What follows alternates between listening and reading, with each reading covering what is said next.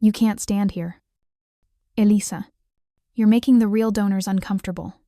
The voice belonged to Mia Vella, my husband's mistress. She wasn't whispering. She was projecting. This was the opening move in her favorite performance, public humiliation. Staged tonight at the grand opening of the new Hayes surgical wing. She, and my husband Christopher, expected me to flinch, to blush, and to scurry away to the shadows by the coat check, proving I was nothing more than the low-tier community doctor they always called me. My hands didn't shake.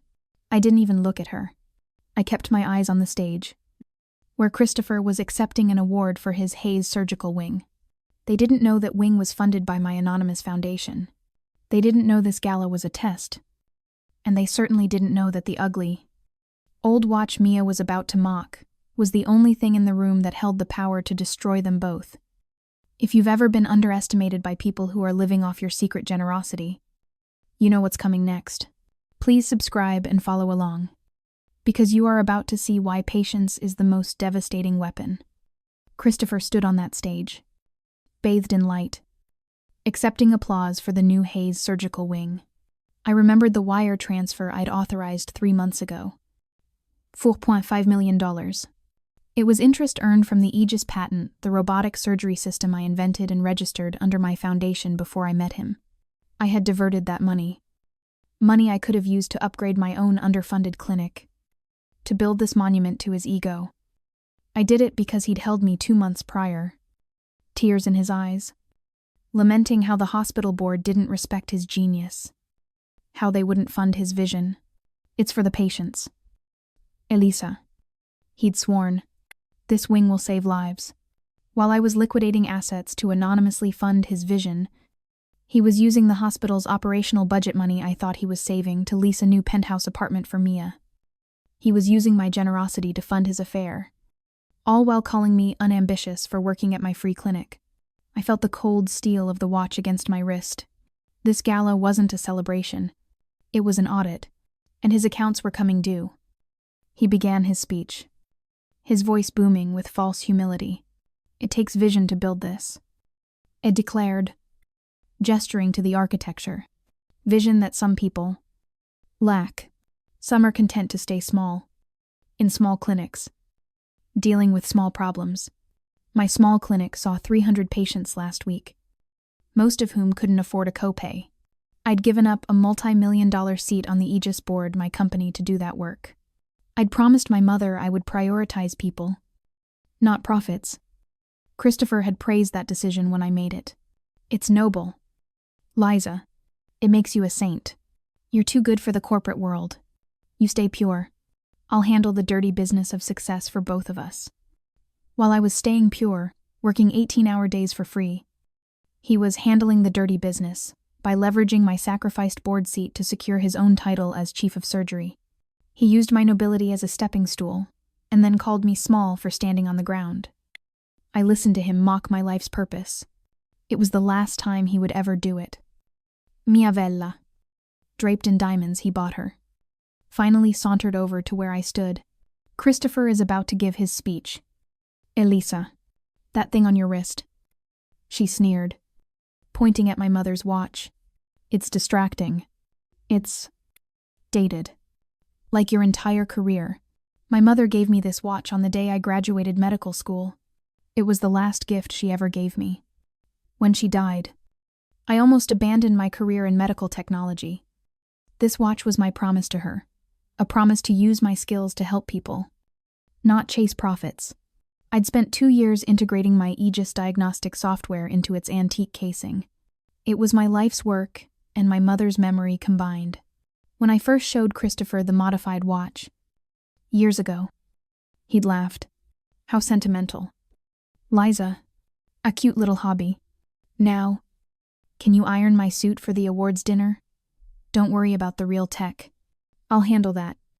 While I was honoring my mother's legacy by embedding a multi-million-dollar diagnostic tool onto my wrist, he was presenting my research papers as his own to the hospital board.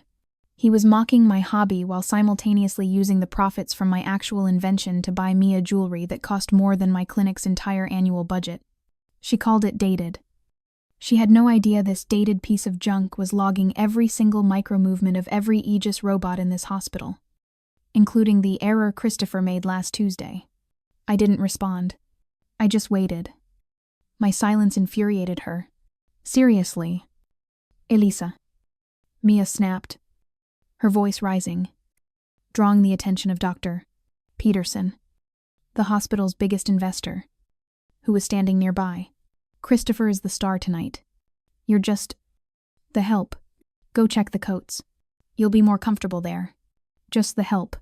For 10 years, I had been the help. I helped him write his speeches. I helped him refine his surgical techniques, correcting his sloppy math late at night. I helped him build his entire reputation by hiding my name on the patents, letting him take the credit so he could achieve the fame he desperately craved. While I fulfilled my promise to my mother at the clinic, "You're the heart of this family.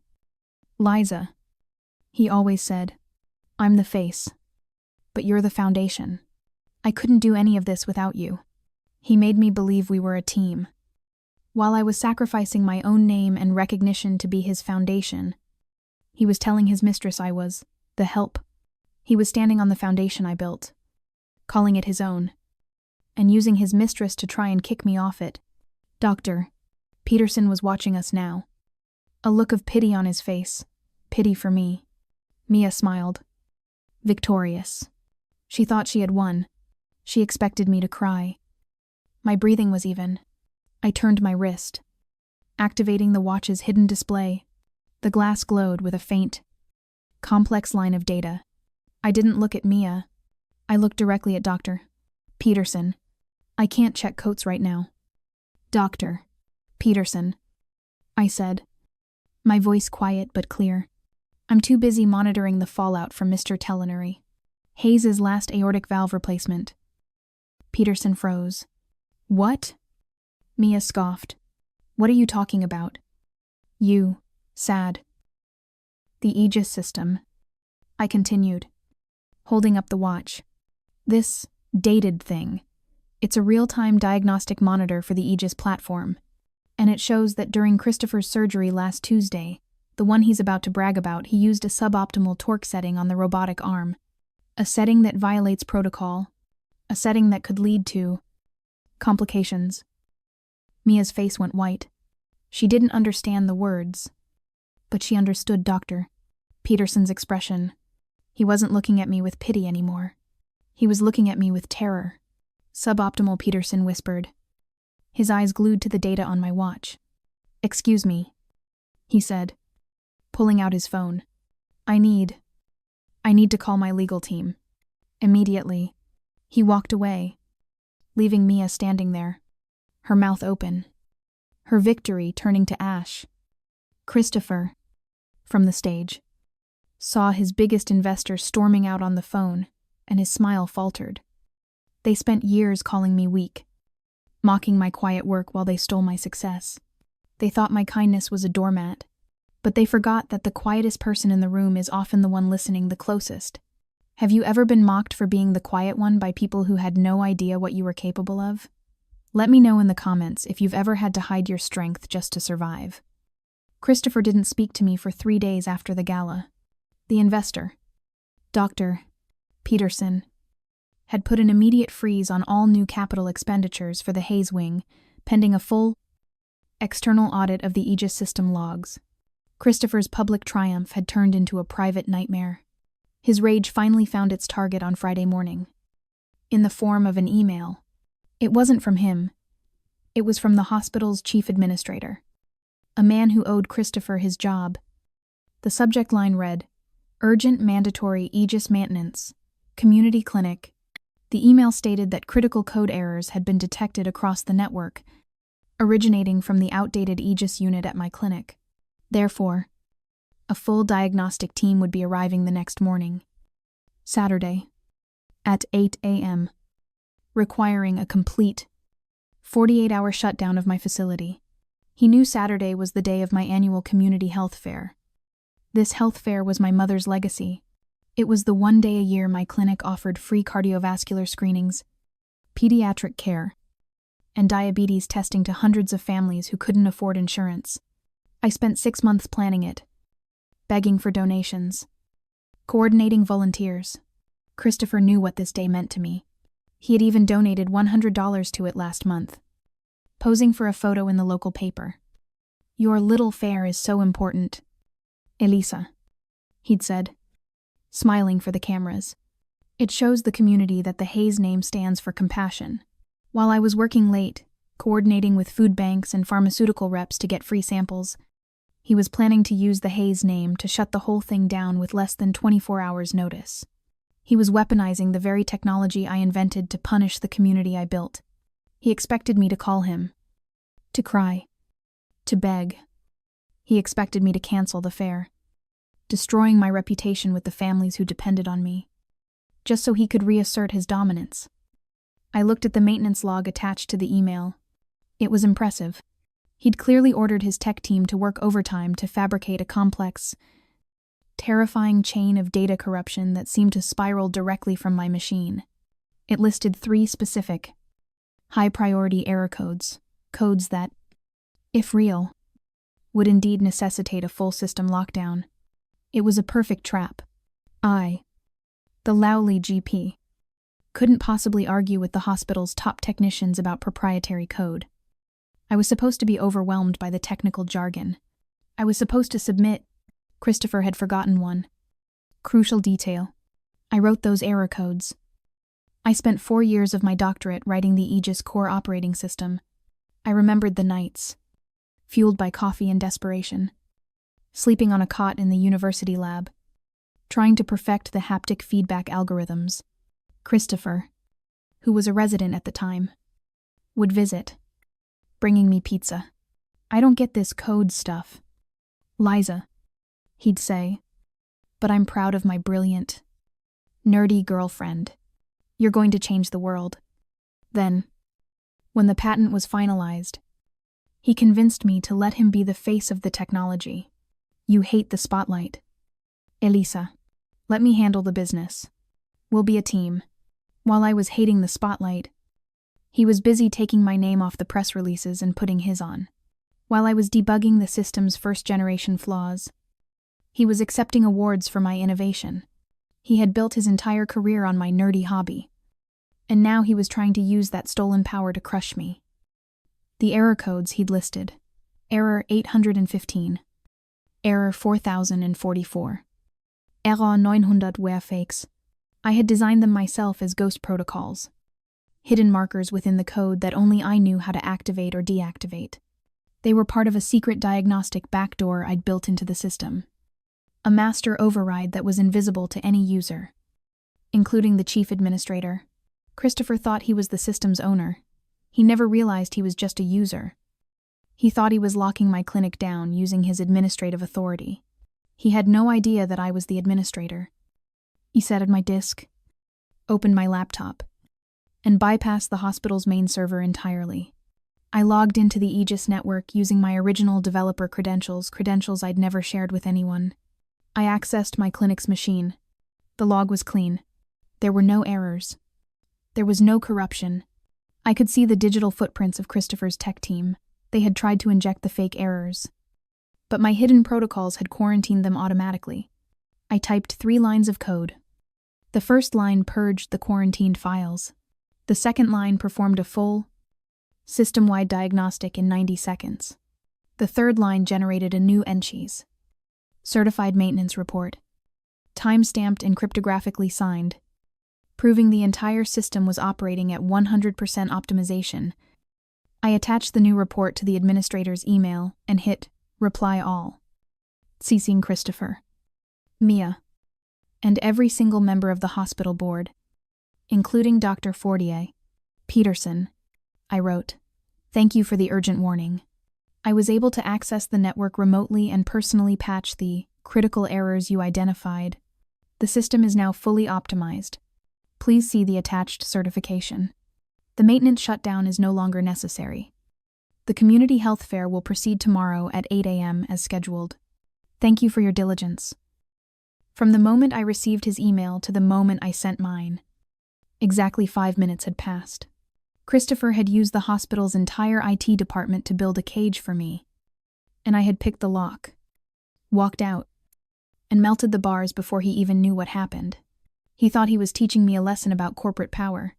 Instead, I taught him that you should never, ever try to sabotage the person who built the house you live in. It's a terrible feeling when someone tries to use your own hard work against you. Isn't it, that feeling of betrayal when they take what you built and twist it into a weapon to hurt you? Have you ever had someone try to sabotage something you cared deeply about? Just out of spite. Let me know in the comments how you handled it. The reply all email landed like a bomb in the hospital's executive servers. Christopher's attempt to sabotage my clinic had not only failed, it had backfired spectacularly, making him look both incompetent and malicious in front of the entire hospital board. He didn't confront me. He was too smart for that. He waited. He waited 1 full week. And then he struck at my career. My application to present at the International Medical Symposium, the most prestigious surgical conference in the world, was formally denied. The rejection email was cold, citing a surplus of applicants in my field. My field. I invented my field. I was the one who had founded the Surgical Innovation and Robotics track at that symposium 5 years ago. It was my research, my contacts, and my reputation that got it funded. I had voluntarily stepped down from the chair position, suggesting Christopher take over. I told myself it was to boost his reputation, to make our family stronger. "Elisa, you're too humble for these Shark Tanks," he had said, kissing my forehead. "You hate the spotlight. You stay in your clinic, doing God's work. I'll represent our work on the world stage for us." While I was sacrificing my own creation, my international platform, my seat at the table, he was using his new position as head of innovation, my old title, to deny me a general admission ticket. He was using the power I gave him to systematically erase my name from the history I had written. He wasn't protecting my humility. He was enforcing my imprisonment. He didn't just deny my entry. He had a more cruel plan. The night of the symposium's opening gala, he walked into my bedroom while I was charting my clinic patients. "Get dressed, Elisa," he said, not looking at me. "You're coming with me." I told him my application was denied. "Not to the symposium," he sneered. "Mia is hosting a reception at the hotel across the street. A party for the real players. You need to get out. Show everyone you're still Mrs. Hayes. Wear the blue dress. It's a celebration." It wasn't a request. It was a command. I had to cancel appointments with 3 high-risk pediatric patients at my clinic. Patients who trusted me, just to be paraded as his arm candy. While I was sacrificing my patient's well-being to celebrate his success, he was forcing me into a party hosted by his mistress. An event designed for the sole purpose of my public humiliation. He wasn't celebrating me. He was parading his victim, proving to his mistress that I was a dog he could put on a leash. The party was exactly what I expected. It was loud, filled with cosmetic surgeons and pharmaceutical reps, people Christopher used to call vultures. Mia was the center of attention. Wearing a red dress that cost more than my clinic's monthly payroll, Christopher guided me to her side, his hand a vice on my elbow. "Elisa. Darling Mia." Cooed, air kissing the space near my cheek. "You came. I'm so glad you could take a break from, well, whatever it is you do." The circle of elite surgeons around her real innovators I respected, like Dr. Eris from the Cleveland Clinic and Dr. Benning from Johns Hopkins, looked on with polite confusion. They were here because Christopher had promised them an inside track on the next generation of aegis tech. Eliza was just telling me she feels a bit left behind by the new tech, Christopher said, a fake, pitying smile on his face. "She's so dedicated to her community work. She hasn't had time to keep up." Mia seized the opening, her eyes glittering. "Oh, that's right. You were involved in the early days, weren't you?" she asked, her voice dripping with condescension. "I'm sure you can answer a simple question for Dr. Eris. We were just discussing the Aegis 7 series. Specifically, its proprietary cooling manifold. What's your opinion?" she asked, on its thermal diffusion rate versus the ceramic polymer blend that was originally proposed and discarded. The circle went quiet. It was a hyper-technical question. She had rehearsed it. She was trying to expose me as a fraud. A GP who was out of her depth. She expected me to stammer, to blush, and to look to my husband for help, proving to these elite surgeons that I was just the sentimental wife he'd described, the cooling manifold. My jaw tightened. I had spent 2 years of my PhD research on that single component.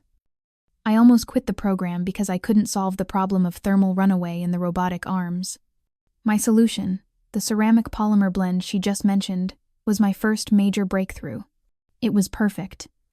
But Christopher, when we commercialized the design, had called it over-engineered and too expensive. "It's fine, Liza," he'd said. "This aluminum alloy is good enough. It passes testing. Stop obsessing over perfection." While I had obsessed over patient safety, creating the perfect solution, he had cut corners to save a few $100s per unit, creating a good enough version that I knew had a 0% failure rate. Now, Mia, a plastic surgeon who probably thought thermal diffusion was a new spa treatment, was using his flawed, cost-cutting improvement as a weapon to mock my outdated knowledge. I didn't look at Mia. I turned directly to Dr. Eris. "That's a fascinating question," I said, my voice calm and academic. "The current aluminum manifold in the 7 series diffuses heat at an acceptable rate if the surgery is under 3 hours. But Christopher knows the data shows that on any procedure over 4 hours, particularly in complex aortic repairs, the thermal creep creates a micro-vibration in the primary manipulator arm, a vibration of 0.02 millimeters. Dr. Eris's eyes widened. He knew. He was a real surgeon. We've seen that," he murmured. "We thought it was an error in the stabilization sensors."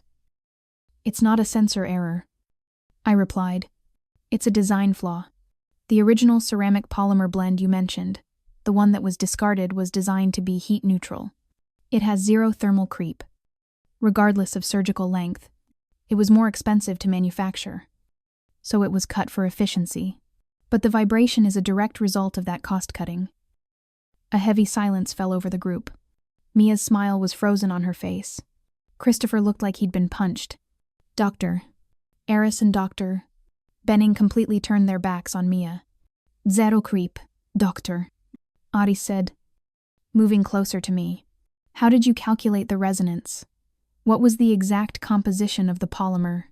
Suddenly, I wasn't the trophy wife. I was the expert. The elite surgeons crowded around me, pulling out their phones to take notes, asking detailed questions about material science and haptic feedback. Mia was left standing alone, next to Christopher, her gotcha moment utterly destroyed.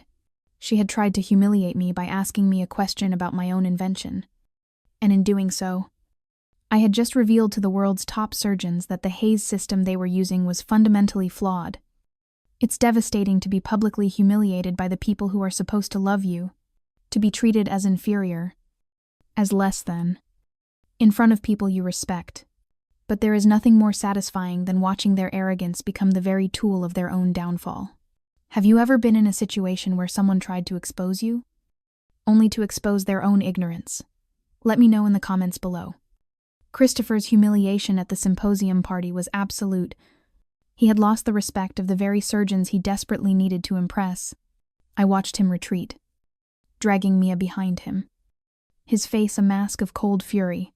He couldn't beat me on intellect. He knew that now. So, he pivoted to brute force.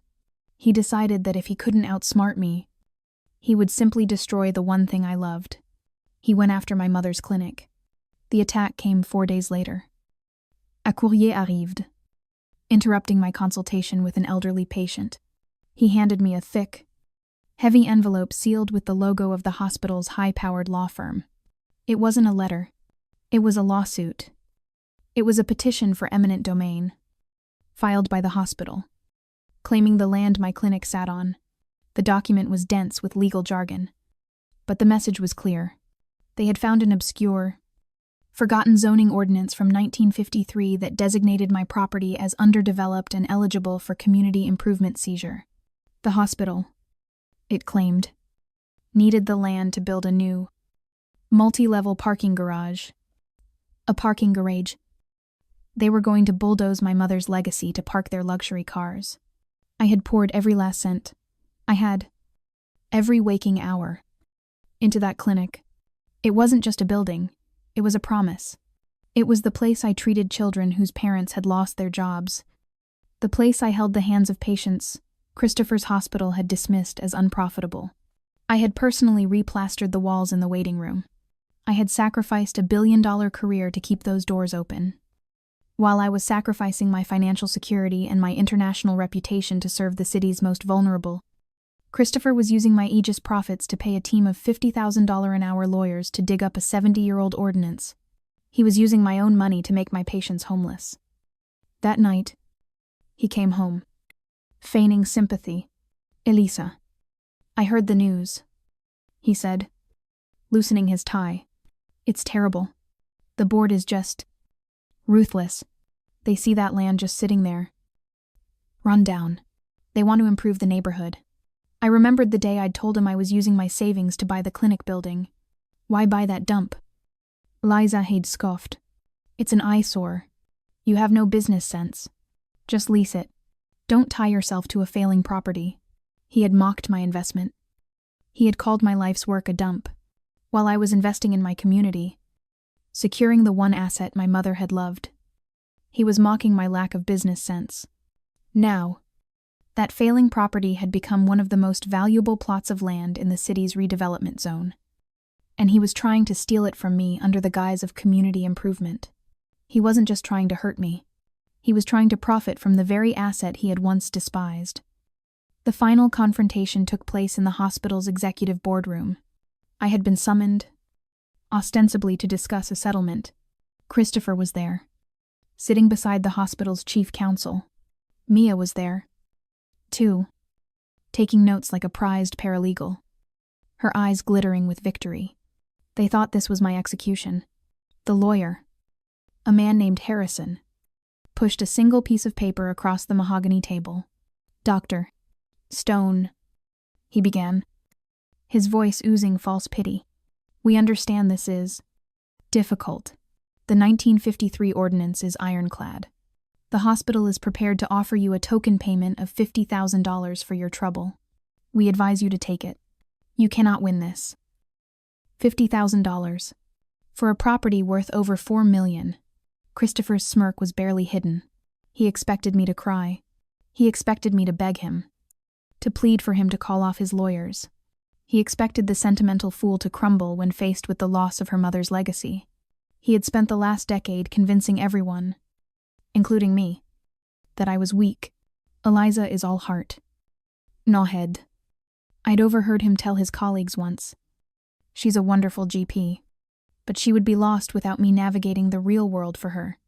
While I was all heart, I was also the person who had single-handedly drafted the Aegis intellectual property trusts and navigated the FDA approval process, one of the most complex legal and medical challenges in the industry, a one.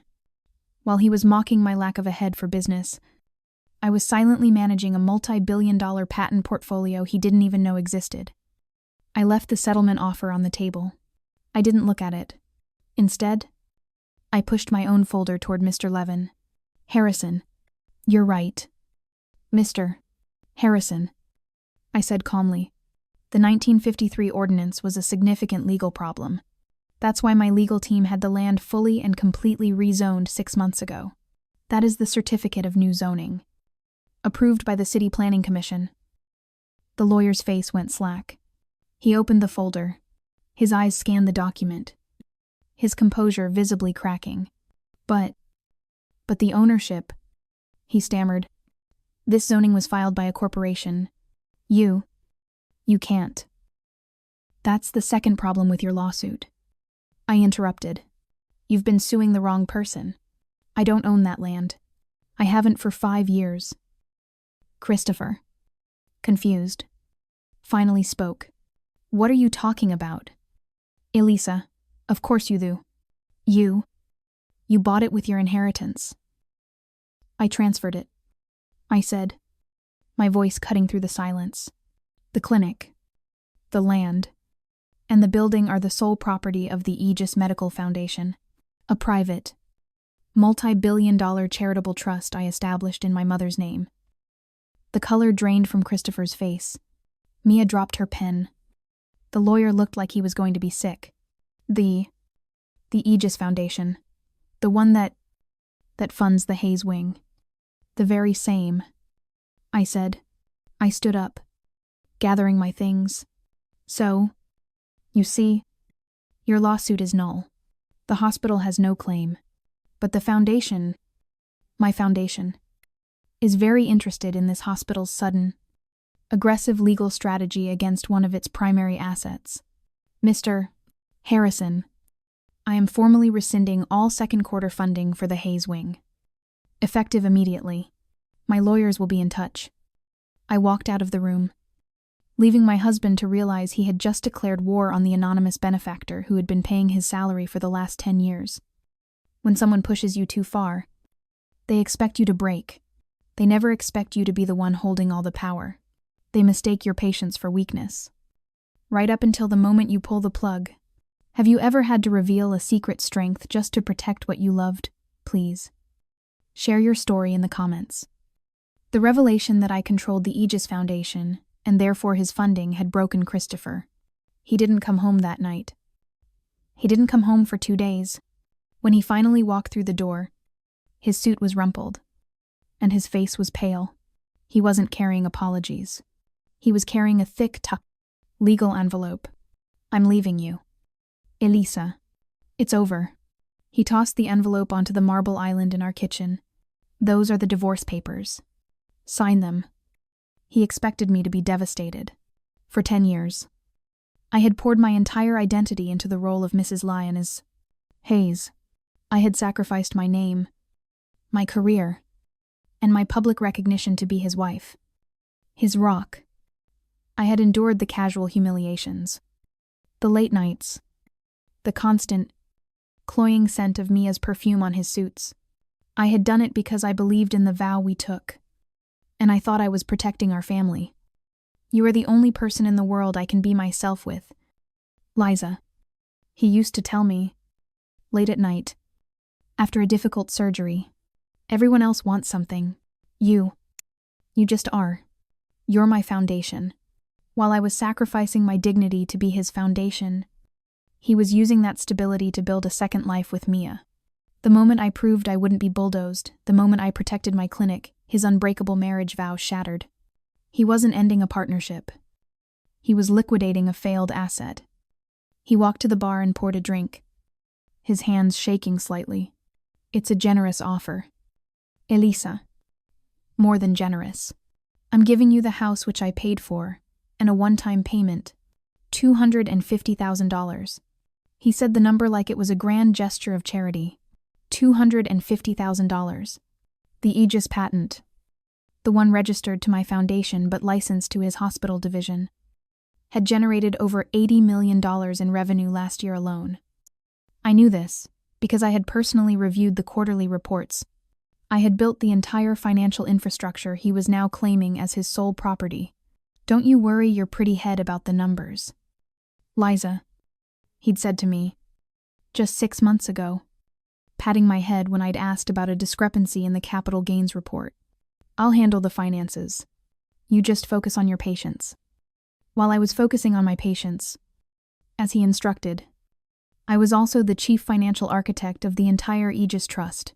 While he was mocking my pretty head for not understanding numbers, I was tracking the $3 million in consulting fees he had illegally diverted from the hospital's research budget into a secret offshore account last quarter.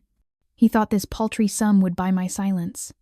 He thought I was the sentimental fool who would be desperate for his money. He was about to learn that I was just here to collect mine. You need to sign it today. He pushed, trying to regain his authority. In exchange, you waive all future claims to my Aegis-related income. It's non-negotiable. He smirked, taking a sip of his drink. He thought he had me. He expected me to cry, to scream, to throw things. He expected me to hire a lawyer and begin a long, ugly fight over the assets, a fight he knew I couldn't afford to start. He expected me to be broken by the emotional loss, too weak to see the financial assassination he was committing. He was right about one thing. It was over. But this wasn't an emotional breakdown. It was a corporate dissolution. I picked up the pen from the kitchen counter. I clicked it open. His smirk widened. Good girl. Smartest move you've made all day. Don't fight for more. Elisa, you'll lose. Just sign. I didn't say a word. I flipped to the last page. Past all the clauses stealing my life's work, I signed my name. Dr. Elisa Stone. On the signature line. Then, I turned back to the addendum detailing the settlement payment. I crossed out the routing number for my local community bank account, the small account he always mocked. Beside it, I neatly wrote in a new account number. Christopher frowned, confused by my silence. What's that? A new account? Did you finally open a real savings account like I told you to? I pushed the papers back across the island to him. It's the Hayes Trust, I said quietly. Account ending in 942. Cayman Islands. Since you're already moving money around, just deposit my settlement there. It's easier. The glass slipped from his hand. It didn't shatter. It just hit the marble counter with a dull, heavy thud. The color drained from his face. It wasn't anger. It wasn't confusion. It was pure, unadulterated terror. He didn't care that I had signed the papers. He didn't care about the $250,000. He stumbled back, one hand gripping the counter to steady himself. How? He whispered, his voice cracking. How do you know about that account? He just realized, in that split second, that the sentimental fool he was trying to divorce wasn't just the inventor of his fortune. She was the auditor, and she had just shown him the receipts. There is a unique, cold sickness that comes from financial betrayal. That moment you realize the person who swore to protect you has been secretly building a fortress to keep you out. They count on your love.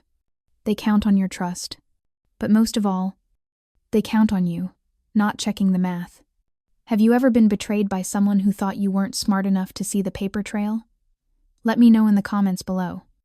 Christopher's terror was a physical thing. He didn't run.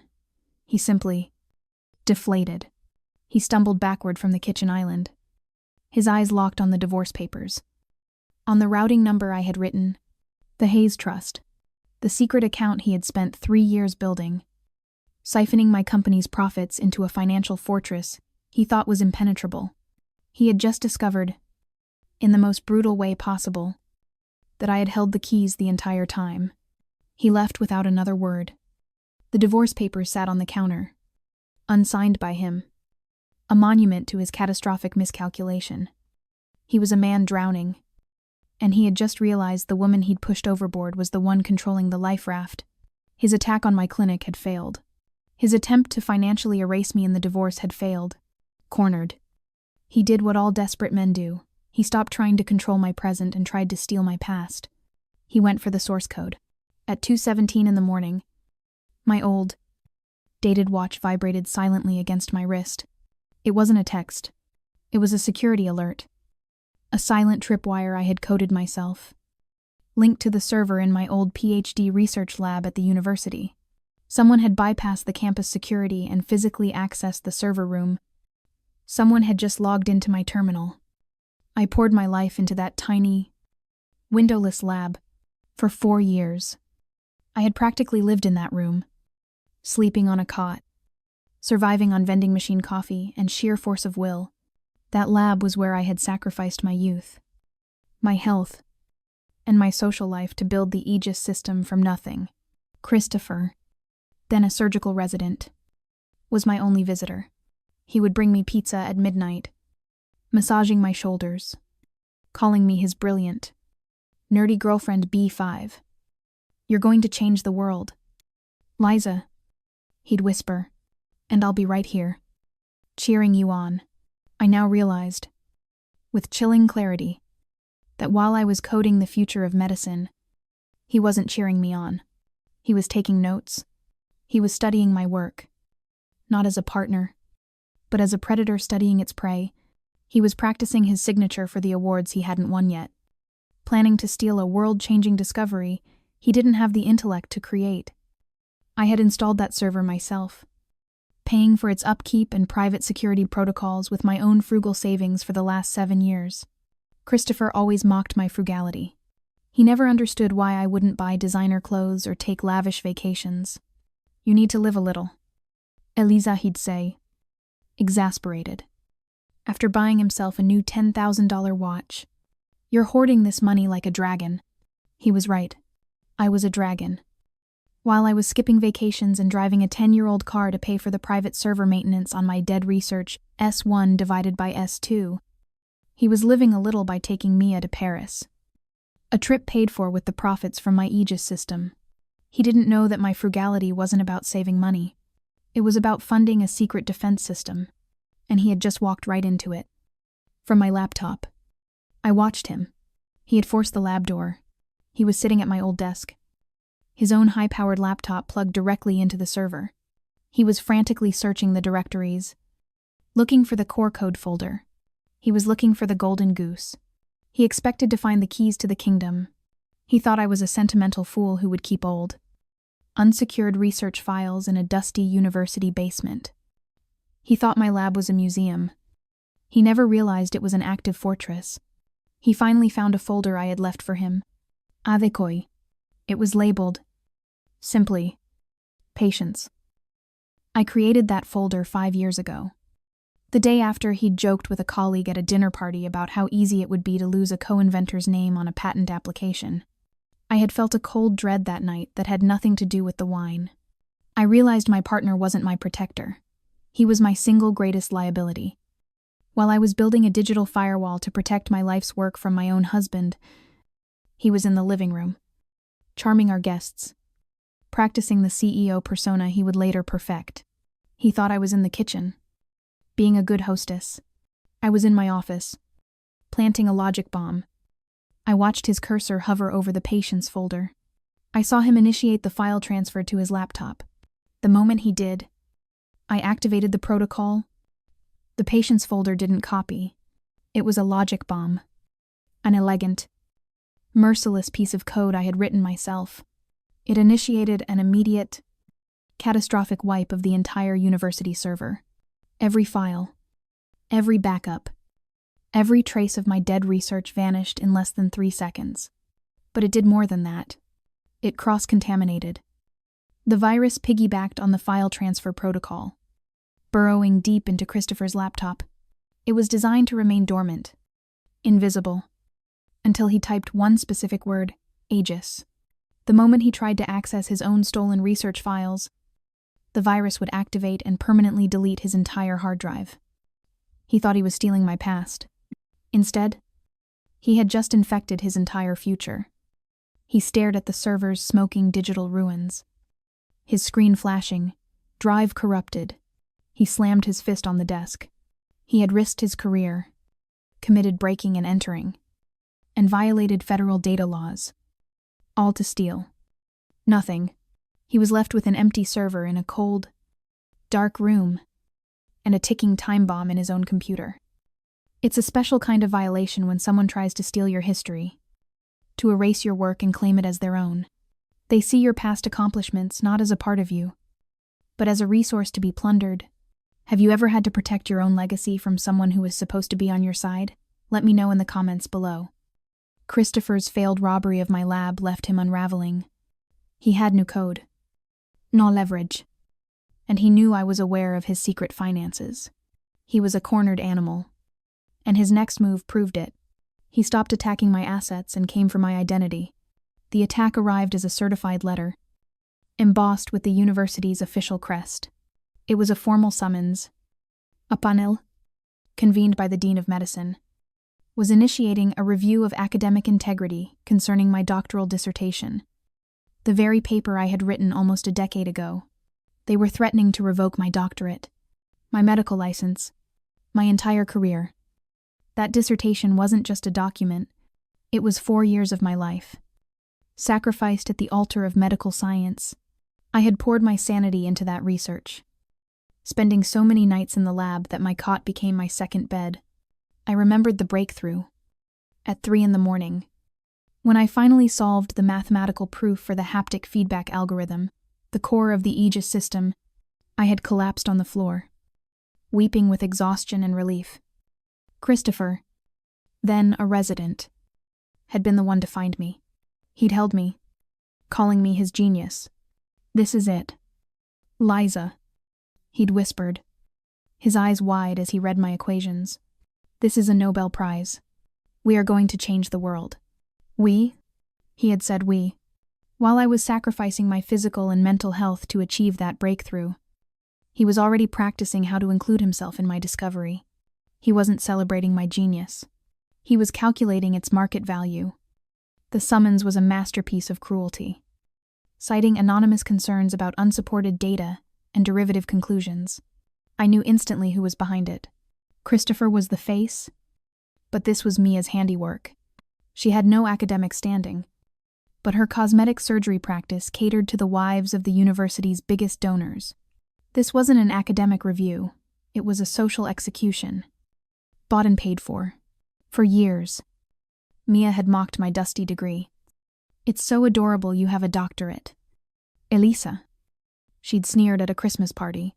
"But honey, in the real world, it's not about what you know. It's about who you are. And you're just a GP." While I was using that dusty degree to save lives in my clinic Mia was using her influence purchased with my money, diverted by my husband to try and strip me of the one credential she could never earn. She was trying to destroy my reputation, to make me a nobody so she could finally, fully, become Mrs. Hayes. I walked into the review panel on Monday morning. It wasn't a quiet hearing. It was a spectacle. The boardroom was filled. Mia was in the front row, looking concerned. A digital recorder on the table. Christopher was in the back. The picture of the supportive husband. His face a mask of solemn duty. Dr. Jennings, the man chairing the panel, cleared his throat. He was a man whose entire department was funded by the Hayes Surgical Wing. My money. This was a kangaroo court. "Dr. Stone," Jennings began, his voice dripping with false regret. "We are here to discuss your dissertation.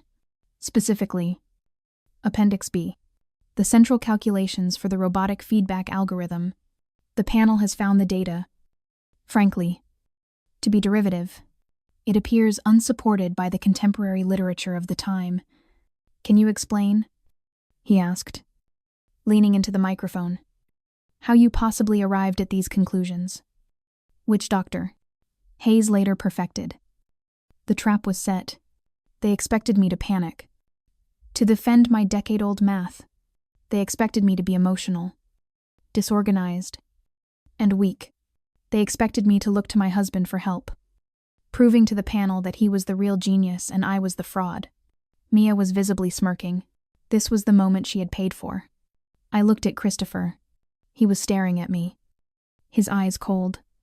He had built his entire career on the foundation of that paper, and now he was trying to set the foundation on fire, just to burn me. He did not panic. I calmly opened my briefcase. "You're right, Dr. Jennings," I said, my voice carrying across the silent room.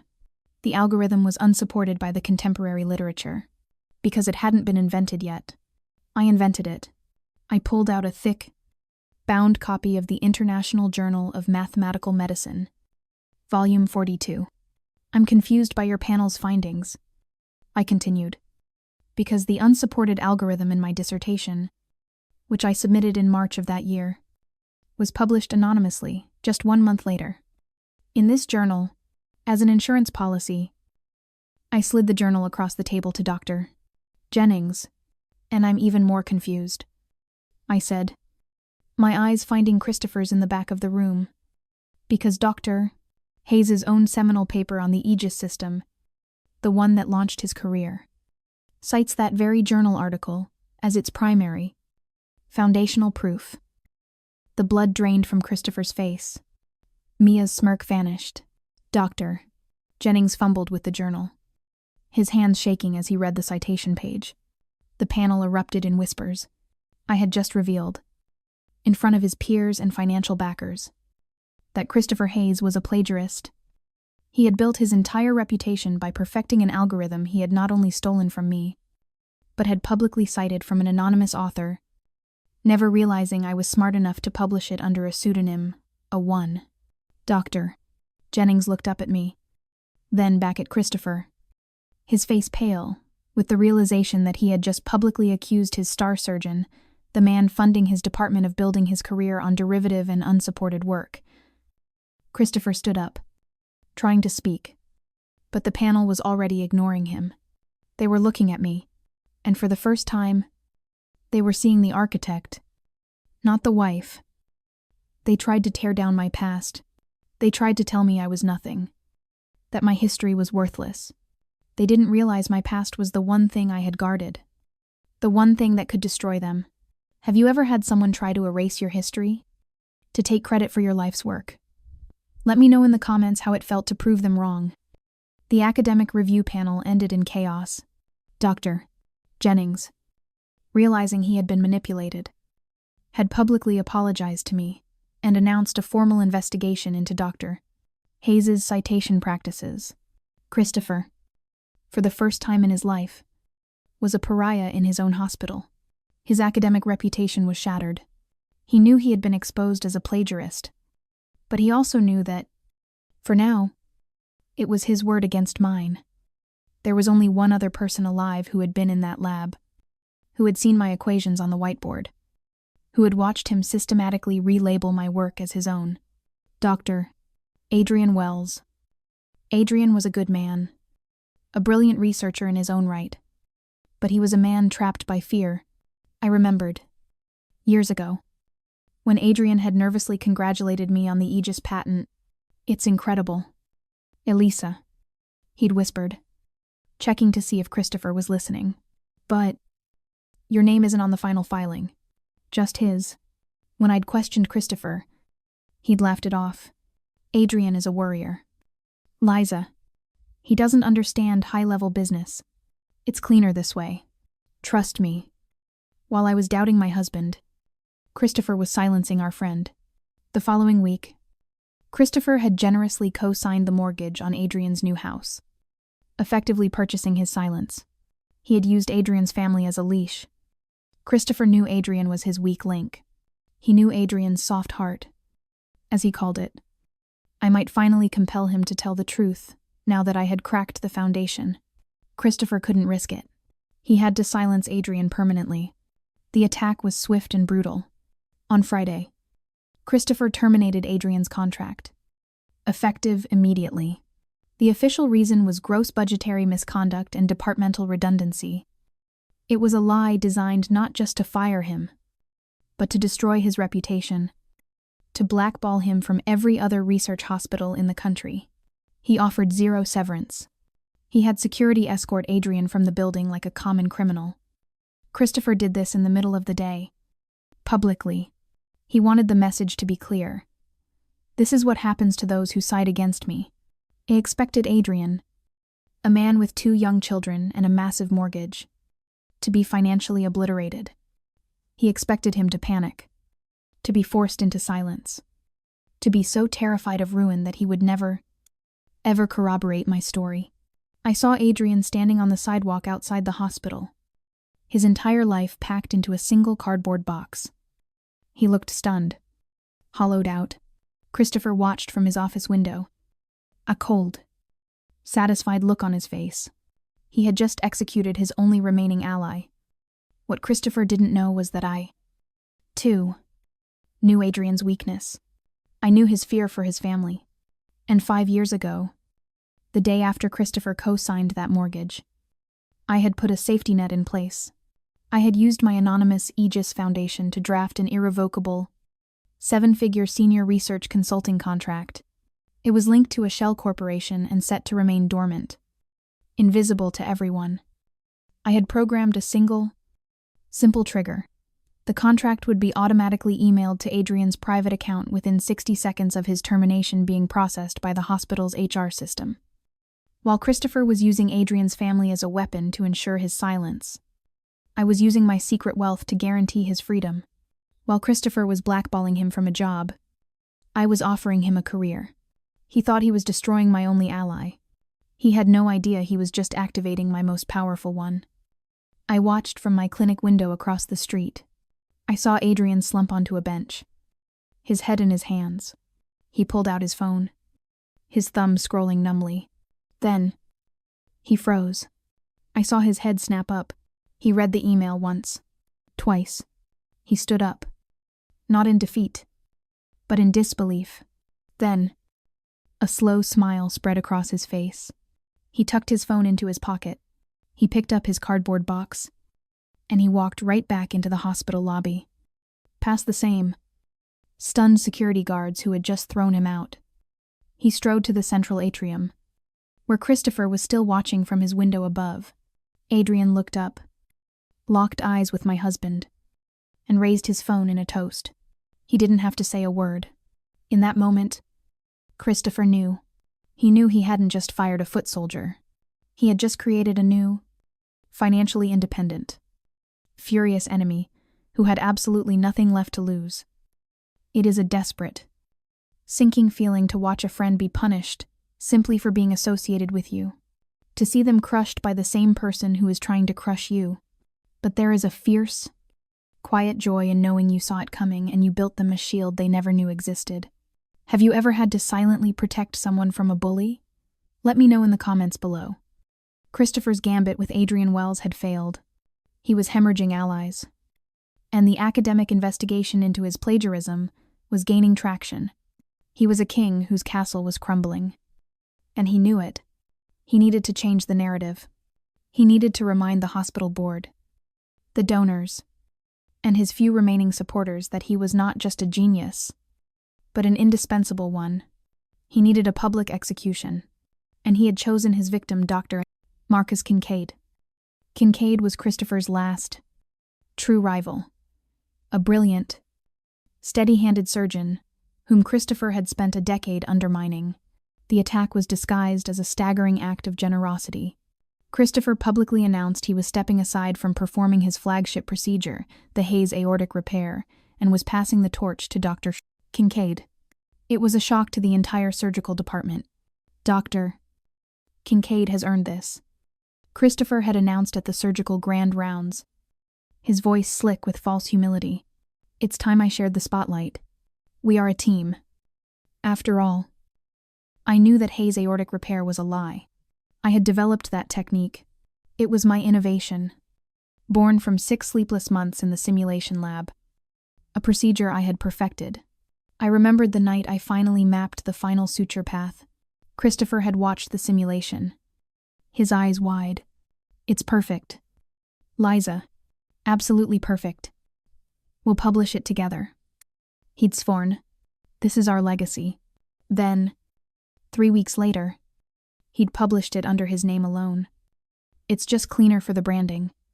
Honey, he'd explained, it's our success. That's all that matters. While I was sacrificing my name and my intellectual property for our legacy, he was just practicing how to steal it. Now, he was gifting my procedure to Dr. Kincaid. This wasn't a torch passing. It was a trap. The surgery was scheduled for Tuesday. I was in my clinic, but my watch was synced to the hospital's Aegis network. I was watching every movement, every data packet. Kincaid was a flawless surgeon. The procedure was going perfectly. And then, 2 hours in, at the most critical moment, it happened. A new data packet was pushed to the OR's server, an emergency firmware update. I watched the data stream on my watch in horror. The robotic arm, the one Kincaid was using to suture the aorta, began to jitter. It was the 0.02 millimeter vibration, the thermal creep flaw I had warned them about, amplified by 1,000. My entire life's work was built on one single promise: patient safety. When I built the Aegis system, I designed it to eliminate human error, not create it. I had fought Christopher for months to include triple redundant safety protocols. He had vetoed them. It's bloated. Liza. It argued. It slows the system down. You need to trust the machine. Trust me. While I was fighting for the life of a hypothetical patient, he was arguing for faster procedure times to impress investors. Now, he was using the very administrative loophole he had created, the one that bypassed the safety checks to intentionally sabotage a live surgery. He was willing to risk a human life, to murder a patient on the operating table, just to save his own reputation. He thought he was invisible.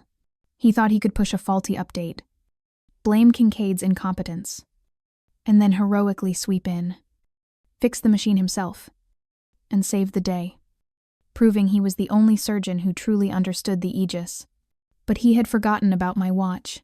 I saw the update's digital signature. It was encrypted. But the encryption key was mine. C.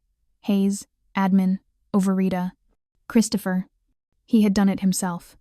I couldn't call the OR. I couldn't hack the system directly. He would trace it. He would claim I was the saboteur, that I was the disgruntled wife trying to frame him.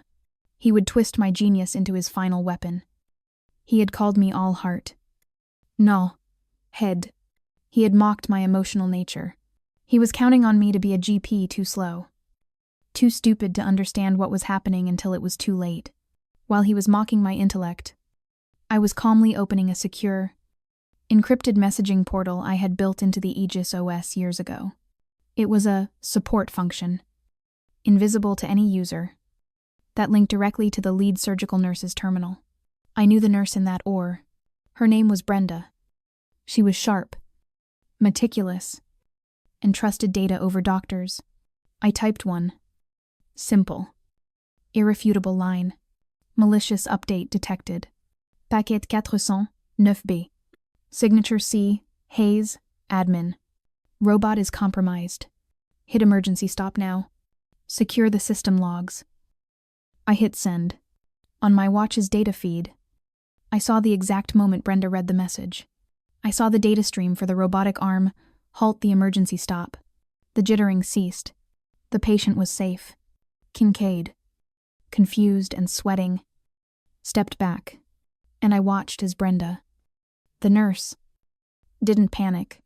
She pointed to the Aegis terminal and said something to the assisting surgeon. They were securing the logs.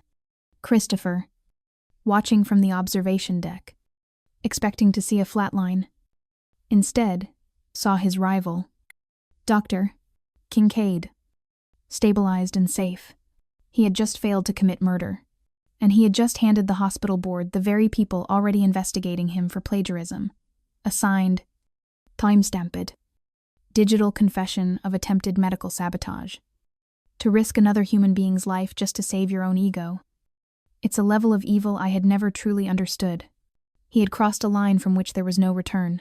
Have you ever had to watch someone, consumed by their own arrogance, risk everything and everyone around them just to avoid being exposed?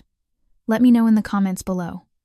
The hospital board suspended Christopher within 12 hours. The logs were irrefutable.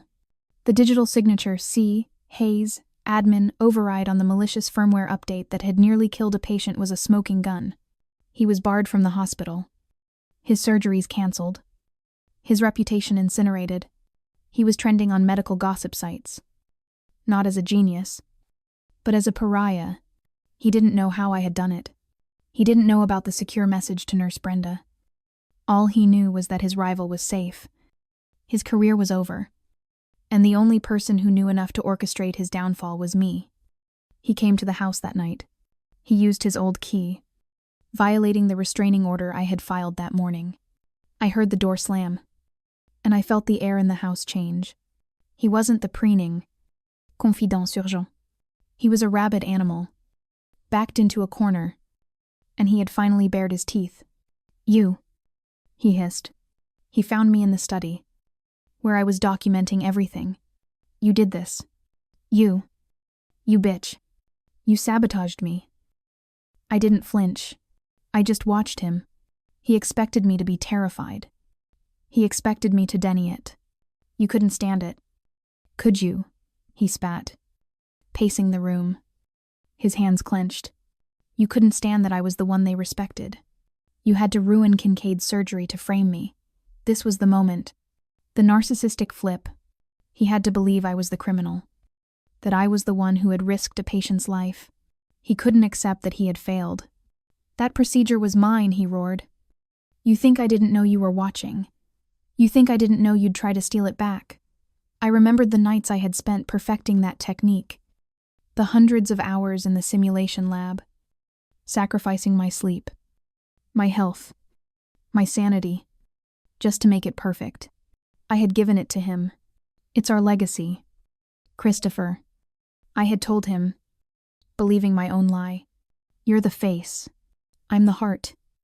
While I was sacrificing my own name to be the heart of our partnership, he was already planning how to cut me out. Now, in his paranoia, he was confessing. I gave Kincaid that procedure. He sneered. And yes, I pushed the update I had to show them how complex it was, to show them he couldn't handle it. I was the only one who could. I built that system. I made it famous. You didn't build it, I said quietly. My voice, calm and low, cut through his rage. I did. He stopped pacing. He laughed. It was a high, thin sound. You and your dusty dissertation. You think that proves anything. You think that one little journal article you anonymously published matters. I perfected it. I commercialized it. I took your scribbles, and I built an empire. You were just a GP. Eliza, you were nothing. You'd still be nothing if I hadn't put your ideas to work for 10 years. I had let him believe that. I had let him call me his inspiration.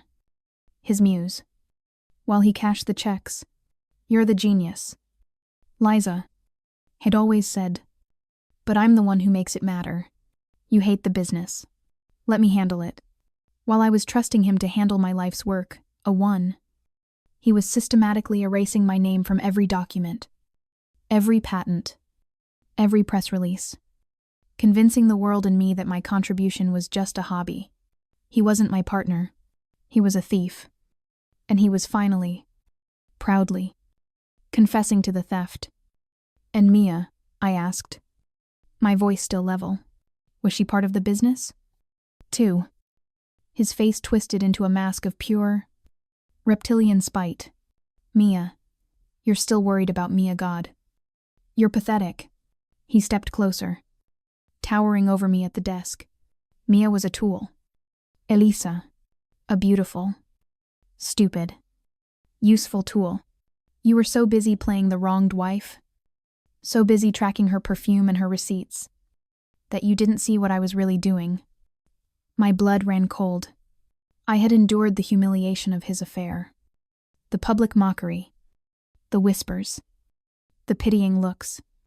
I had sacrificed my dignity, telling myself it was a midlife crisis, that he would come back to me, that our marriage was stronger than his infidelity. While I was agonizing over the emotional betrayal of his affair, he was using it as a smokescreen. While you were crying over her dinner reservations, he whispered, leaning in, I was moving $3 million to the Hayes Trust. While you were sniffing my suits, I was setting up the shell corporations. She was the perfect distraction. And you were the perfect, sentimental fool. He had confessed. All of it. The plagiarism, the attempted medical sabotage, the wire fraud, the conspiracy. He had just handed me his entire unraveled criminal career. He stood there, breathing heavily, his chest puffed with the victory of his confession. He had finally, made me see how smart he was, how weak I had been. He expected me to shatter. He expected tears. He expected me to beg for mercy. I just looked at him. My hands were perfectly still. I didn't cry. I didn't scream. I just waited until I was sure he was completely finished. Then, I calmly, slowly, raised my left hand. I tapped the antique bezel of my mother's old crescent, dated watch, the dark crystal face, which had been passive for our entire conversation. flickered to life. It didn't show the time. It didn't show the Aegis data. It showed a single, glowing, bright green icon, a microphone, and beneath it, a digital timer that read Rec. 001742. Christopher's eyes locked onto the glowing green light. His breath hitched. The blood drained from his face, leaving a sick, gray pallor. What? What is that? He whispered. But he knew. What did you do? I documented. I said. You were right. Christopher, you did handle the business. You handled the theft, the fraud, and the attempted murder. And I just handled the audit. He lunged, his hand grabbing for my wrist. But it was too late. The file, 17 minutes of a high-fidelity, narcissistic, felony confession, had already, and automatically, uploaded to the secure cloud server he would never find. He had just handed me the weapon I would use to bury him. Have you ever been so consumed by rage that you said the very thing you knew you shouldn't? That's what narcissists do. They are so desperate to prove they are the smartest person in the room that they confess to the crime, just to brag about how they did it. Let me know in the comments if you've ever watched someone's arrogance become their own confession. The proceeding was not a trial. It was an execution. When I was summoned by the medical board, I was not summoned as a witness to my husband's defense. I was summoned as their primary expert. I walked into the grand boardroom, the same room where Christopher had tried to steal my clinic. And the air was thick with tension. Christopher was already there, flanked by 2 expensive lawyers. He looked pale, but still arrogant. He thought this was a formality.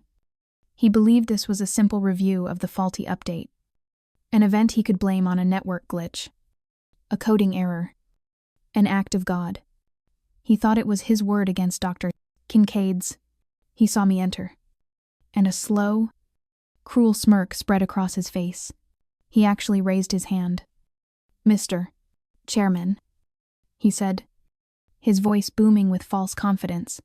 I must object to the presence of Dr. Ensif Stone. This is an official medical board review, not a domestic dispute. My wife is a general practitioner. She is an emotional, aggrieved party in our ongoing divorce, and her testimony is compromised, irrelevant, and frankly, hysterical. He had spent 10 years convincing me, and everyone else, that my purity was my strength. You're too good for this world. Liza, he'd say, stroking my hair, you just focus on the people. I'll fight the dragons. He had painted me as a saint.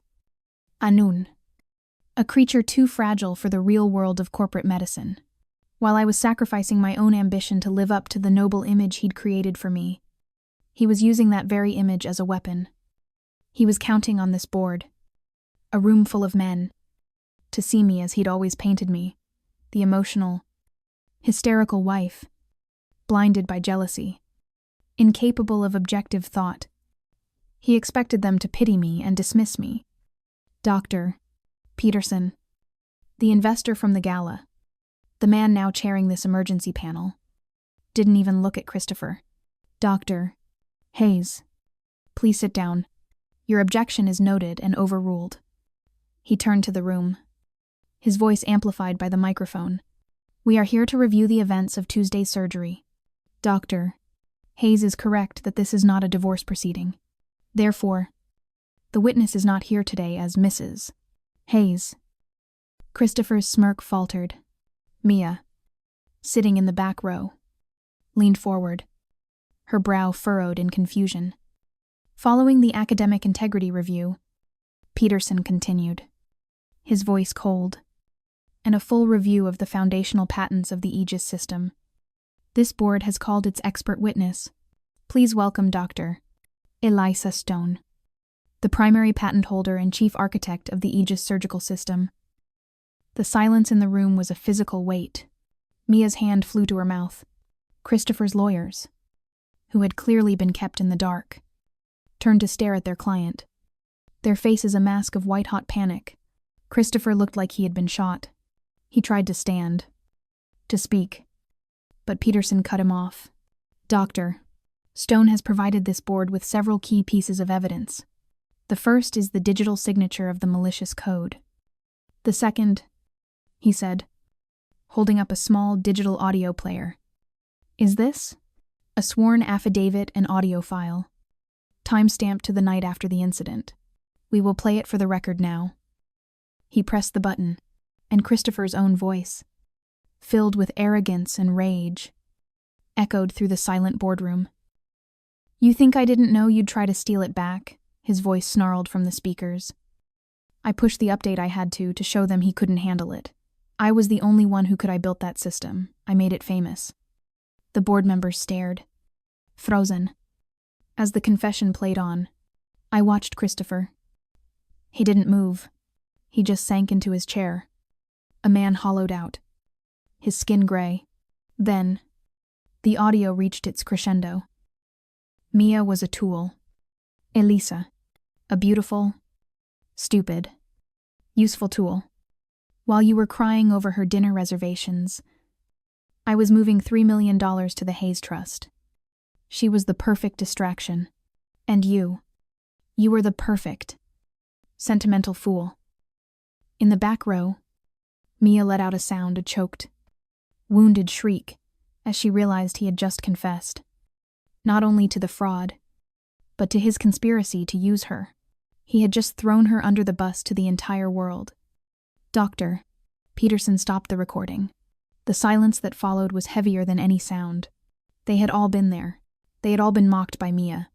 They had all praised Christopher. They had all dismissed me as the quiet, sentimental wife. And they had just listened to the man they admired confess to plagiarism. Wahre Fraud, conspiracy, and attempted medical battery. All recorded on the dated, ugly watch they had all seen on my wrist. Doctor. Peterson looked at Christopher, his face carved from ice. The vote is unanimous. Dr. Hayes, your medical license is hereby revoked. Effective immediately. Security will escort you from the building. We are turning this recording and all associated financial documents from the Aegis Foundation over to the District Attorney's Office for criminal prosecution. It's one thing to be betrayed. It's another thing entirely to listen to your betrayer. In their own arrogant words, explain exactly how they did it.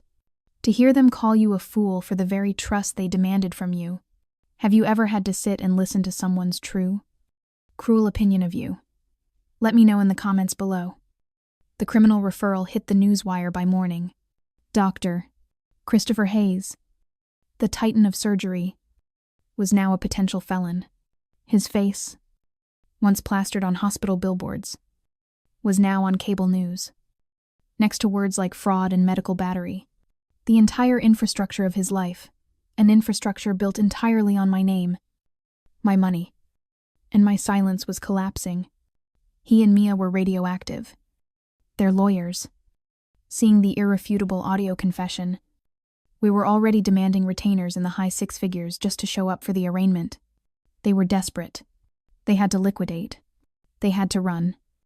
Their last great asset was their founder's stock in the Aegis Corporation. My stock. I remembered the day, 10 years ago. I had signed the incorporation papers. Elisa, you take 51%. I'll take 49%. I had offered. We're partners. He had smiled. That charming, humble smile he used to perfect. No. Honey, let's put it all in my name for tax purposes. It's just cleaner. It's all ours anyway. Right, it's our legacy. While I was trusting him, blinded by the promise of our legacy, I had signed over my majority stake. I had handed him my entire future. He wasn't building a partnership. He was executing a theft. And he'd convinced me to be his willing accomplice. And then there was Mia. She also had shares. I had discovered that betrayal during my audit of the Hayes Trust. Christopher hadn't just been buying her dinners and diamonds. He had been paying her, transferring 3% of the company's equity to her name. Disguised as a consulting fee, he had given her a multi-million-dollar slice of my life's work as a bonus for her performance in our bed. While I was sacrificing my dignity, enduring the public humiliation of his affair. He was literally carving up my company and gifting it to his mistress. He wasn't just disrespecting our marriage, he was diluting my invention. Now, the two of them were in a panic, holding a fire sale. They found a private equity vulture fund, a firm that specialized in buying toxic assets. The fund offered them 10 cents on the dollar for their combined stock, a company now crippled by its disgraced founder. But 10 cents on the dollar was still $8 million.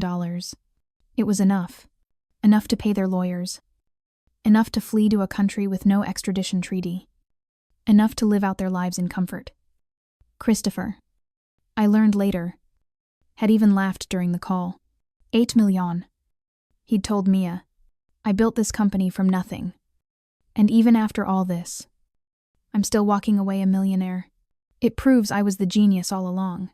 He thought this was his escape. He thought this was his final victory. They accepted the offer. The lawyers, paid in cash, drew up the contracts.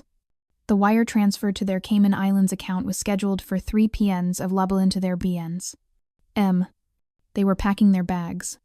They expected to be on a private jet by nightfall. And then, at 2:55 p.m., the sale was frozen. An injunction, filed by the Aegis Foundation. The lawyers at the equity fund were apoplectic. Christopher, screaming into the phone, demanded to know why. The answer was simple. A single clause in the original 10-year-old corporate charter, a clause he had never even bothered to read. It was called the founder's right of first refusal. When I formed the company, I had insisted on it. A tiny piece of legal armor to protect my invention from being sold off to corporate raiders. Christopher had waved his hand, bored by the details. Just sign it. Liza. He'd sighed. It's just legal boilerplate. It means nothing. You think too much. While I was thinking, planning a long-term defense of my legacy, he was ignoring the fine print, blinded by his own arrogance. He'd forgotten the clause even existed. But I had not. The clause stated that the original founding partner, me, via my foundation, had the absolute right to purchase any and all shares before any third-party sale. And the purchase price was not the current market value. It was the original par value set at the company's inception. I executed the clause. The Vulture Fund's $8 million offer was nullified. My foundation bought back 100% of Christopher's and Mia's shares. Christopher's $80 million stake, the one he was selling for $8 million, I bought it for its original par value, $50,000. And Mia's multi-million-dollar bonus, her shares were worth exactly $1,200. The wire transfer went through, but it wasn't for $8 million. It was for $51,200. It was just enough to buy them a one-way bus ticket out of the state.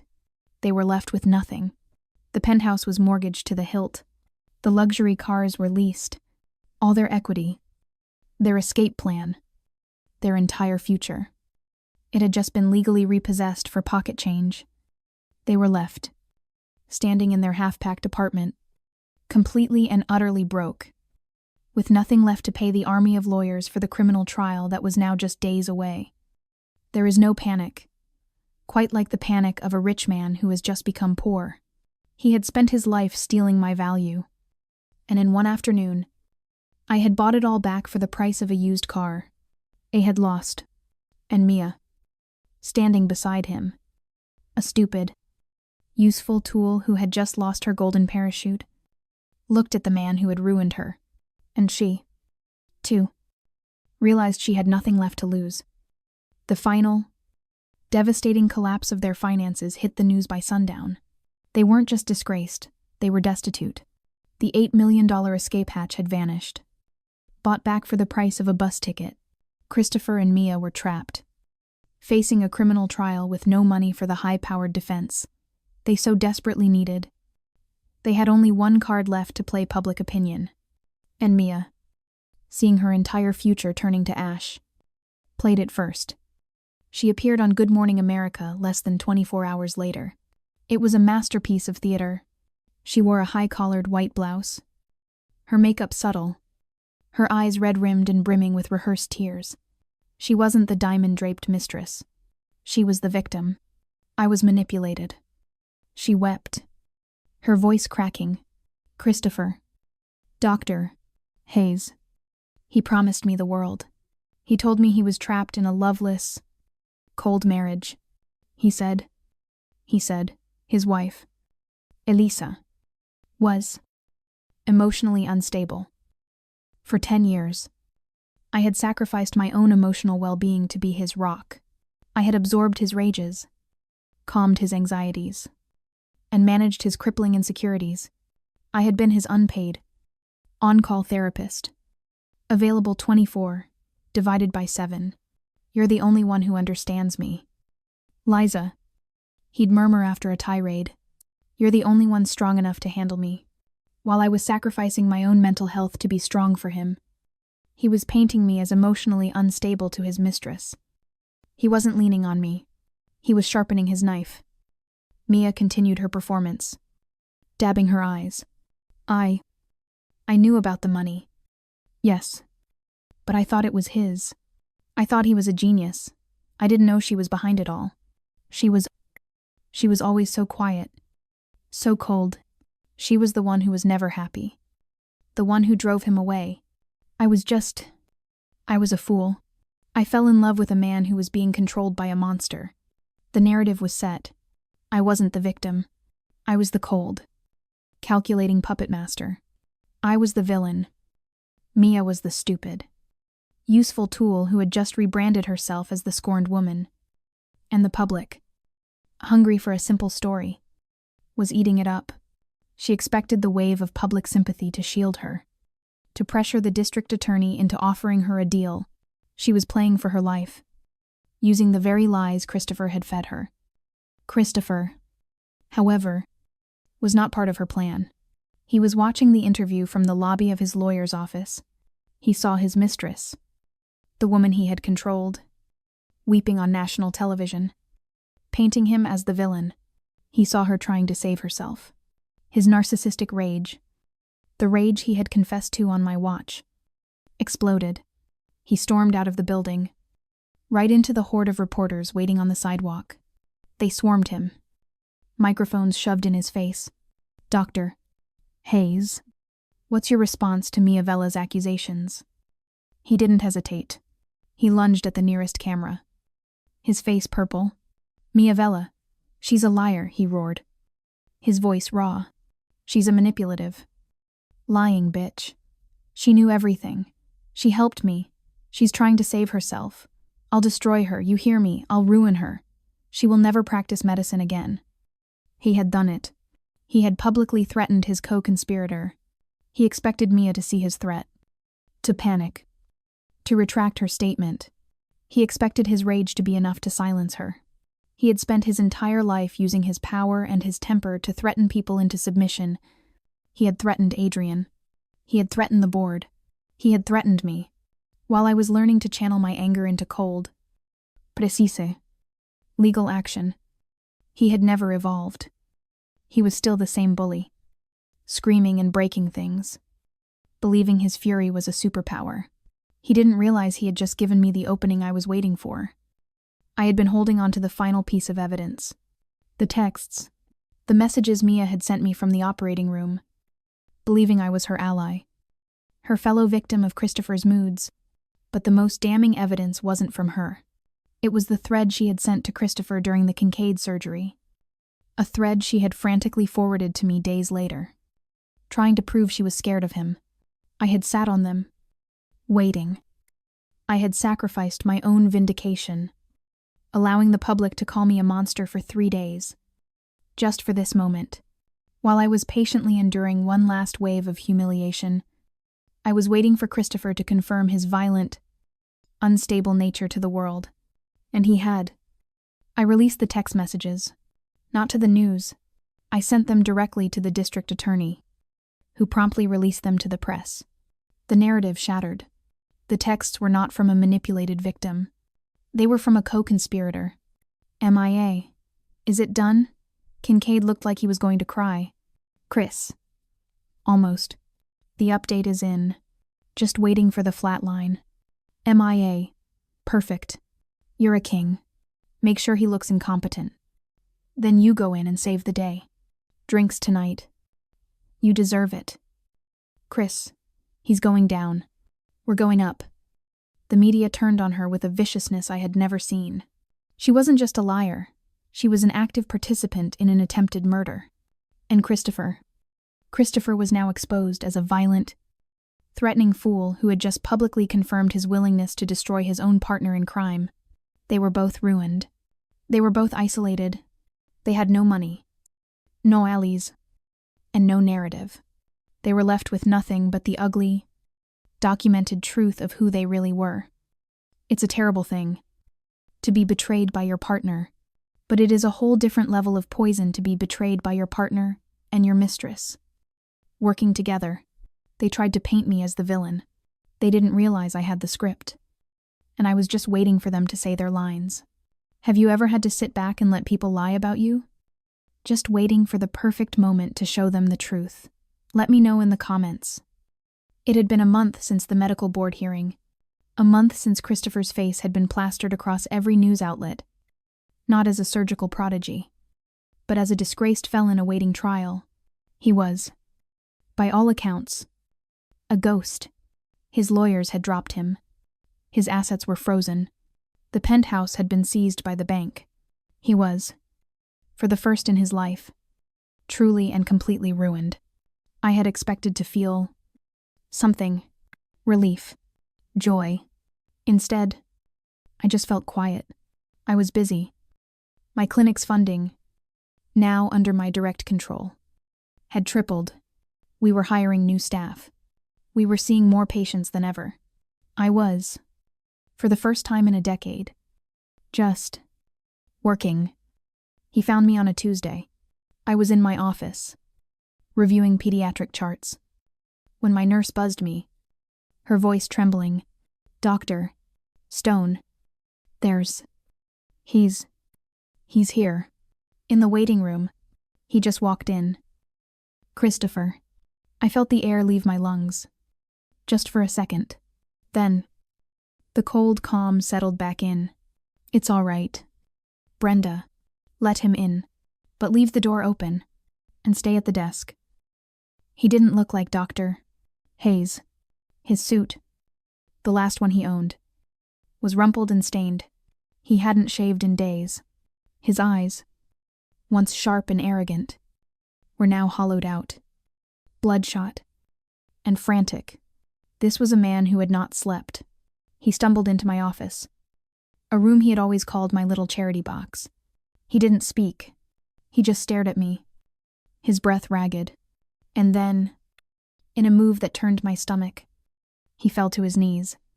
He actually, physically, fell to the floor, his hands clasped in front of him. "Elisa, please." His voice was a dry croak. "Liza, for the sake of what we had, please." What we had. I looked down at the man kneeling on my linoleum floor. I remembered our wedding day, the vows he had whispered. His eyes locked on mine.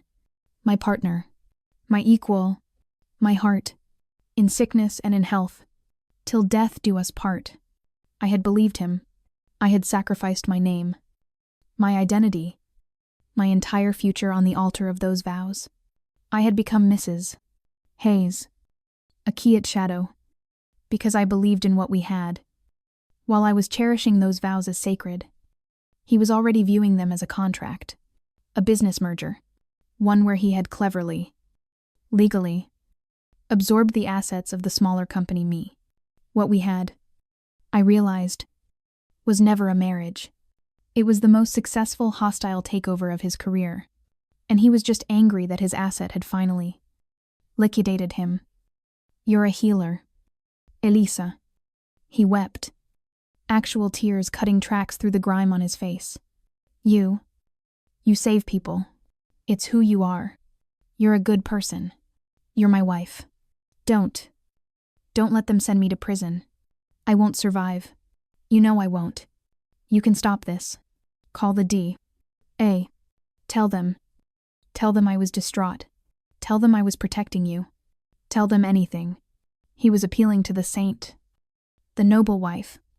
The role he had created for me. He had spent 10 years mocking my soft heart while simultaneously sharpening it as his final shield. You're too good for this world. Liza. He'd always said, patting my head. That's why you have me. To protect you. While I was living that sacrifice.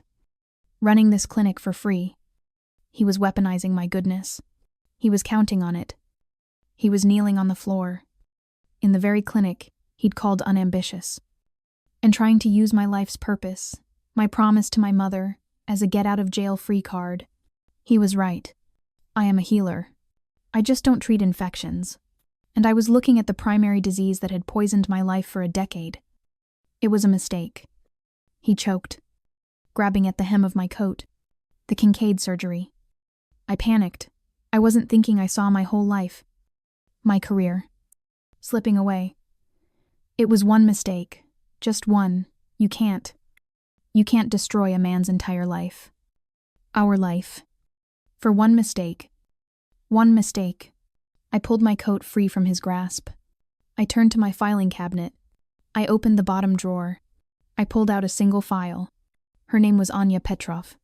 You don't remember her. Do you? I asked. My voice flat. I tossed the file onto the desk in front of him. Mrs. Petrov. 68 years old. A refugee. She came in here 3 months ago. Aortic stenosis.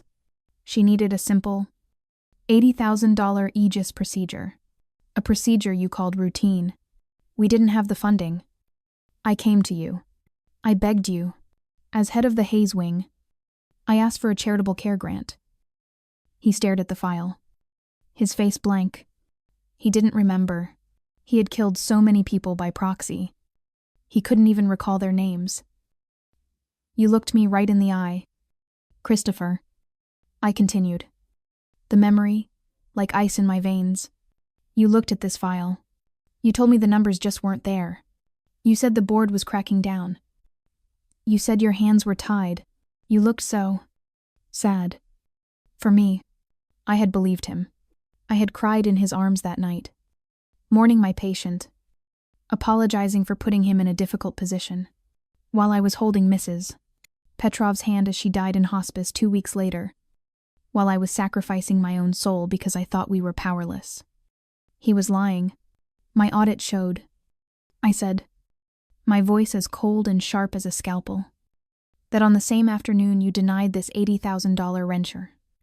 Life-saving surgery. You approved a $90,000 consulting fee to Mia's Shell Corporation. You didn't lack the money. You just decided my patient's life was worth less than your mistress's new bonus. The blood drained from his face. He finally understood. This wasn't an appeal. This was a sentencing. That wasn't a mistake. Christopher, I said, leaning over the desk. That was a choice. You didn't panic. You calculated. The Kincaid surgery wasn't your first mistake. It was just the first one you got caught for. You didn't come here to see your wife. You came here because you thought the sentimental fool was still on duty. He opened his mouth, but only a dry, clicking sound came out. He was looking at me, but he wasn't seeing the noble wife. He was seeing the woman who had just read him his charges. Please, he whispered. One last time. His voice hollow. I'm nothing. I'm nothing without you. I see that now. Don't leave me with nothing. I looked at the man who had stolen my name, my work, and my dignity. The man who had called me nothing to his mistress. The man who had built his entire identity on my silence. You're right, I said. You are nothing without me. I picked up the phone on my desk and pressed the button for the front desk. Brenda, I said, my voice clear and strong. Please call security. Doctor, Hayes is trespassing. He has spent his entire life counting on my kindness. He believed my compassion was a structural weakness, a flaw he could exploit forever. He just learned that true compassion, the kind I live by, is not for predators. It is for victims, and he was not the victim here. Have you ever had to make that final, painful choice to stop being someone's safety net? Let me know in the comments when you knew. For certain, there was no going back. It was 3 months later.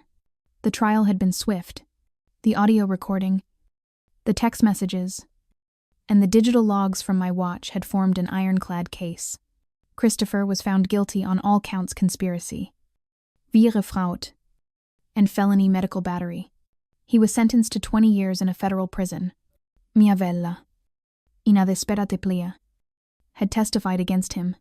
She received 5 years probation and the permanent loss of her medical license. They were gone. The poison had been excised. I stood on the stage, in the central atrium of the Hayes surgical wing. The room was packed. The press, the board of directors, Dr.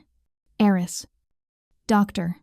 Kincaid, Nurse Brenda, and Adrian Wells, now the new chief of research, were all there.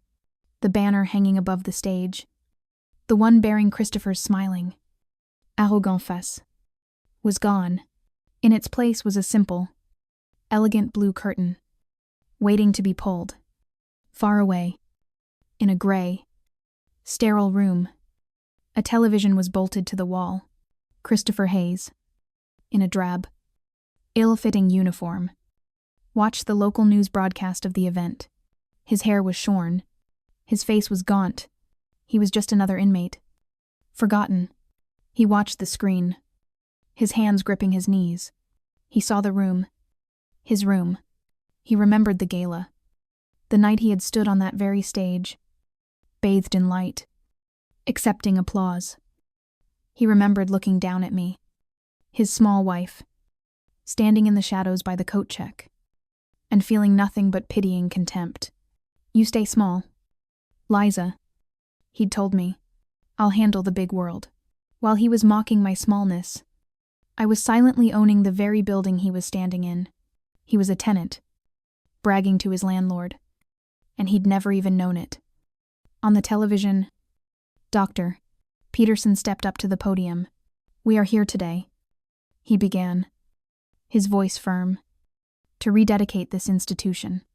We are here to move forward from a dark chapter, one defined by ego, by greed, and by a catastrophic failure of ethics. We are here to erase a name that has become a stain on our legacy." Christopher watched, his breath fogging the small, metal mirror in his cell.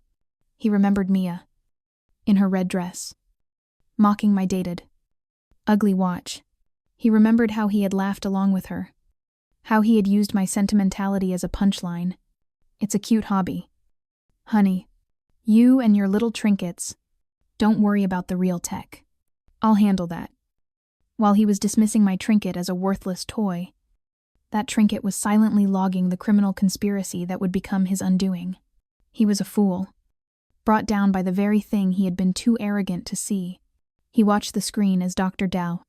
Peterson smiled. "But this new chapter is not about an ending. It is about a beginning. It is my profound, personal honor to introduce the new chairwoman of the board, the new head of medical innovation and ethics, the true and sole architect of the Aegis system, and the woman who had the courage to bring the truth to light. Please, welcome Dr. Elisa Stone." The room erupted in a standing ovation. Christopher watched as I walked onto the stage. I was not the sentimental wife in the modest blue dress. I was wearing a dark, custom-tailored suit. My hair was pulled back. I was not smiling. I was calm. I was in command.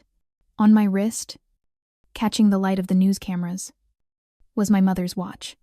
I stepped up to the podium, the one he had once dominated. I looked directly into the camera, as if I could see him, sitting there in his gray room. My mother was a community nurse. I began, my voice clear and steady, echoing through the atrium and out of the small, tinny speaker in Christopher's cell. She taught me that medicine is not about patents, or profits, or the name you build for yourself. She taught me that medicine is a promise. It is a promise to protect, to heal, and to serve. For a decade, this institution, under its previous leadership, forgot that promise. It became a monument to a single ego. I paused, turning to the blue curtain behind me. Today, we renew that promise. We are rededicating this wing, not to a man, but to a victim of his greed. I pulled the cord. The blue curtain fell away. The wall was not blank, inelegant. Kaval letters. It read, "The Dar, Anya Petrov Memorial Wing for Patient Care." In his cell, Christopher let out a sound. A dry, ragged, choking sob. His name, his legacy, his entire identity. It had not just been defeated. It had been erased, replaced by the name of the 68-year-old refugee he had sentenced to death. The woman whose life he had valued at less than his mistress's bonus. It was the ultimate, poetic justice. His name was gone, and in its place was the permanent, public record of his crime. He slumped forward, his head hitting the cold steel table, and he wept. I looked out at the crowd, at my new board, at my friends. "This wing," I said, my voice strong. "It will no longer be a private club for those who can afford it. It will be a sanctuary for those who need it. My promise, and the promise of this hospital, is that we will never again allow a patient's life to be calculated on a balance sheet. We will never again mistake arrogance for genius. And we will never again forget the promise." The applause was deafening. I looked down at my mother's watch. Its work was done. My promise was kept. I learned, the hard way, that true strength isn't about the noise you make, or the credit you take. It's about patience. It's about purpose. It's about knowing, deep in your bones, that you are the architect, and you are just waiting for the right moment to reveal the blueprints. Thank you for listening to my story. If you have ever been underestimated, if you have ever been called small or quiet by people who were stealing your light, I want you to remember, your patience is not weakness. It is power, held in reserve. Wait for your moment, and when it comes, do not flinch. Swan.